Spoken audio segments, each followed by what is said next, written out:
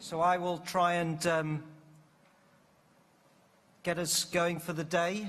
Today's about the digital future, and one of the interesting comments that was made to me by a guy called Mike Frater, who runs the digital workplace at a bank in New York called BNY Mellon, was he asked people in an organization, when you're thinking about the future, when you look at your technology, what year are you in? Are you in 2016? Are you in 2018? Are you in 2010? Are you in the year 2000? And it's a very interesting question when you think of your own organization and where you are, just to think about the year that you're actually in. But I'm going to talk to you about the human-centered digital workplace. I've only got 10 minutes for this, so I'm going to kind of whistle through and hopefully convey an idea to you that may hopefully get you thinking as we start this important day.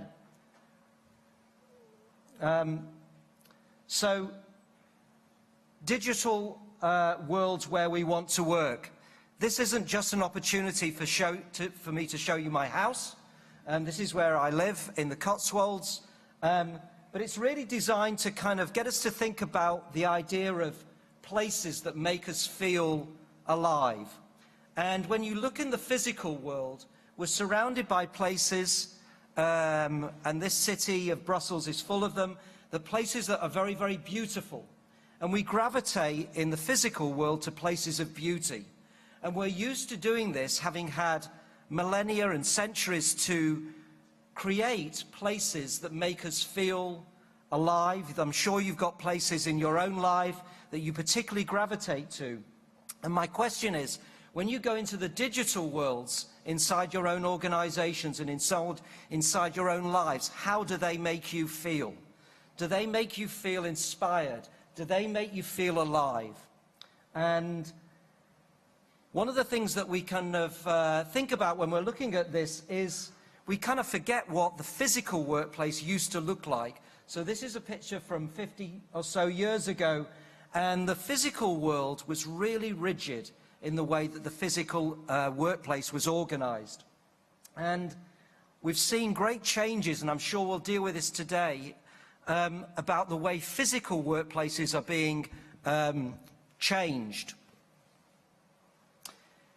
This is from IKEA's head office in Sweden, and if you go to their head office, guess what? The IKEA head office looks like an IKEA store, but it's a real reflection of the way that organizations have changed, and the physical workplace has started to adapt and become a place that people want to be more than they used to. When we've already heard, and it's quite gratifying to hear the term digital workplace used so much already in the conference today. How do we define the digital workplace? Well, inside the digital workplace group, we define it as the employee's digital experience of work. From the moment they enter their working day to the moment they leave, what do they experience as they move through the day? And you've got organizations like Shell and Unilever who are tracking digital employee experience through the day. One of the organizations that I feel is starting to shape this digital workplace in a really interesting way is Barclays, the bank. And what they did, mainly stimulated by the 2008 financial crash, they said, really, we need to rebuild our reputation as an organization. And they started to fashion a digital workplace within their retail environment throughout the UK and now internationally. And they started to create MyZone applications and iPads in stores, and they really started to think through what it felt like to work inside Barclays, and then they expanded that idea into their customer base, and they empowered, another word that's been used already this morning, they empowered their workforce by making a whole lot of younger people inside the organization into what they call digital eagles, digital evangelists. And when you get the digital workplace better inside your organization, things don't just improve a little bit, they improve a lot. So you get a 50% decrease in customer complaints about a lack of staff knowledge. You get a 500% increase in customer adoption of digital. You get 1,500 fewer jobs. I'm not saying that's a desired outcome, but it's one of the things that we're certainly going to be talking about and facing. The patterns of the digital workplace today are very fragmented. So when you compare it with the physical environments that we gravitate to, they're pictures of discontent rather than content. Steve Jobs was the man who I think really understood that the digital world could work like the physical world, and this concept of beauty and user experience really came from Steve Jobs. And I'm sure we all remember the first time we opened up and started using our first iPod. It was an exhilarating, thrilling experience. Now, how often when you go into your own digital workplaces inside your organizations, do you have that same sense of jubilation and excitement about what you experience? But that's what Steve Jobs understood. He understood that the digital world needs to become as beautiful and pleasurable and engaging as the physical world. Here's an example of what I think that can look like just inside one organization. This is the digital workplace, probably a little bit from about a year ago at Adidas. And they're starting to bring together a whole range of applications and services available to people wherever they are inside Adidas. And it's starting to get some of that sense of exhilaration. Adobe, another organization my company works with closely, unsurprisingly, since Adobe is really about the digital world and what it's like to work in it, it's created digital environments that I think are worth working in. And that's the term that I want us to think about. Are the digital environments that you go into digital environments worth working in, worth being in, places that you'd want to live? This isn't just for knowledge workers. Increasingly, where work is being transformed is on the front line in logistics, manufacturing, deliveries, retail. Facebook have just released their own workplace application, and one of the things that I think that's going to do is really bring mobile experiences to the front line, and I think it's probably something that will be one of the biggest achievements from that deployment.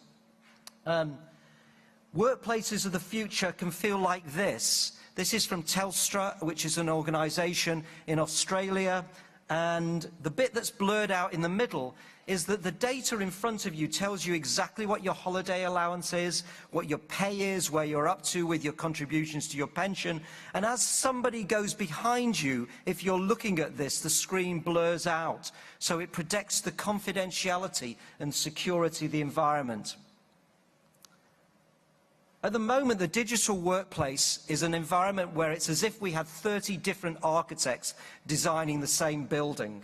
So you move from one crazy environment into another. Imagine if we were going for tea and coffee here, we got to the door and we couldn't get through it. We got to another place and the door was on the ceiling. That's what it's like still in most digital workplaces, in most organizations. There are organizations that are starting to improve this. IKEA is a great example, and Estee Lauder is another example, but they're few and far between. What I feel we need, and I'm kind of going through this at a little bit of a pace because I know I've only got 10 minutes. How am I doing? 2 minutes? Is that okay? Thank you. I think what we need are some industry standards, some design standards for the digital workplace like we have for the physical workplace. So when you're building new physical environments, they're regulated by health and safety. Nobody says, let's invent the energy supply devices and adapters. It's all set there at the beginning. And we need design standards. So that's an important part of this. Just a few kind of things just to end with. Some of the downsides and challenges of the digital workplace are isolation. My company has 80 people in the company. We're distributed across Europe and North America. We shut down an office in New York and London 4 years ago, and we all work from wherever we are. Downside of that is it can feel a little bit lonely at times. The other issue is addiction. We can work whenever we want, wherever we want. And one of the things that I think as organizations we face is how do you deal with this blurring of work and life? Challenge of any time, anywhere. people often say to me, but it's important when we meet, and I say, yes, it is. There was somebody called Timothy Leary, who was a Harvard professor, famous for getting people turned on to LSD, died on the internet, and he said, and this was in the 90s, in the future, physical meetings will become sacred. They will take on mythical importance. And I think we've used physical meetings in a cavalier way, and I think in a digital world, we need to start to see these meetings and days like this as being sacred, as places where we really want to get the best out of the physical being together. Just to kind of end with, CEOs and organisational heads are now consistently focusing on the world inside their organisation predominantly rather than the world outside. They're saying that the way that you work internally really influences and affects the way you work externally, and it's pointless getting things sorted out on an external or consumer or citizen-facing level if you don't get it right internally. Change comes from within. Here's a quote just to end with, film director Spike Jonze. He did a film called Her, I don't know if you remember, Joaquin Phoenix. Phoenix falls in love with his operating system, and that's an interesting film. He said, you can feel the future coming. Convenience, availability, accessibility, beautiful design, ease of use. There's a lot of trepidation around the future, but there's enough reasons as well to feel extremely excited about what's coming. And one of the things I say is that we need to design the future or it will design us.